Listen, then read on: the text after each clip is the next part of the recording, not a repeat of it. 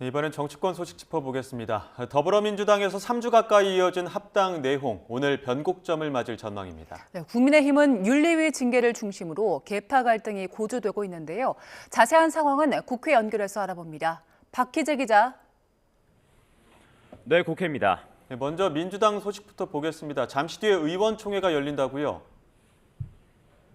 네, 정청래 대표가 조국 혁신당과의 합당을 깜짝 제안한 뒤 갈등을 이어온 민주당이 잠시 뒤에 오전 10시 의원총회에서 전체 의원들의 여론을 수렴합니다. 합당 찬성파의 설명 그리고 반대하는 목소리가 모두 분출할 것으로 보이는데요. 지도부는 이런 여론을 모아서 오늘 저녁 비공개 최고위원회를 열고 당 차원의 입장을 조율할 예정입니다.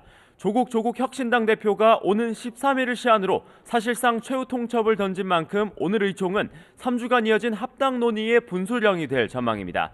특히 지난 주말 2차 종합특검 추천과 관련해 이른바 당청 갈등이 폭발한 것도 합당 논의에 영향을 끼치는 모습인데요.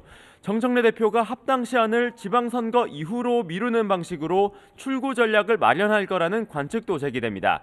민주당은 내일 예정된 전북 현장 최고위원회도 연기하고 대신 서울에서 회의하기로 했는데 때문에 정 대표가 내일 정리된 입장을 발표할 거라는 전망도 나옵니다. 정 대표는 오늘 아침 8시 당내 재선 의원들 더민제와 간담회를 진행했고 조금 전에 마쳤는데요.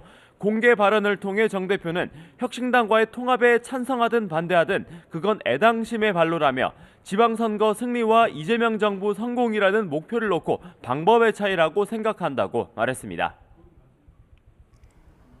네, 국민의힘 내부 상황은 어떻습니까? 네, 국민의힘은 윤리위원회를 중심으로 내홍이 수렁으로 들어가는 분위기입니다. 친한동훈계인 배현진 의원이 위원장으로 있는 국민의힘 서울시당의 윤리위원회는 오늘 회의를 열고 유튜버 고성국 씨에 대한 징계를 논의하는데요.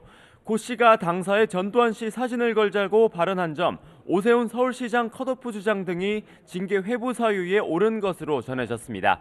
다만 시당 윤리위 출석 요구에 고 씨는 사유를 인정할 수 없다면서 불출석 의사를 밝힌 상황입니다. 반대로 당 중앙윤리위원회는 배현진 의원을 상대로 징계 논의를 진행하고 있습니다. 서울시당 차원에서 한동훈 전 대표에 대한 제명 반대 성명을 주도한 점 등을 문제 삼은 겁니다. 어제 본회의에서는 배 의원이 장동혁 대표를 찾아가 따지는 듯한 모습도 포착돼 주목받기도 했습니다. 이런 국민의힘 지도부와 친한계간 갈등은 지방선거 공천 과정에서도 이어질 것으로 보입니다. 최근 당 정강정책특위가 공개한 당헌당규 개정안에는 인구 50만 명 이상 지역 기초단체장은 중앙공관위에서 공천한다는 내용이 새로 담겼는데요. 친한계인 고동진, 박정훈, 배현진 의원이 소속된 당협 지역이 대거 해당돼 실제로 반발 목소리도 잇따르고 있습니다. 네, 그리고 오늘 국회에서 대정부 질문도 이어지죠?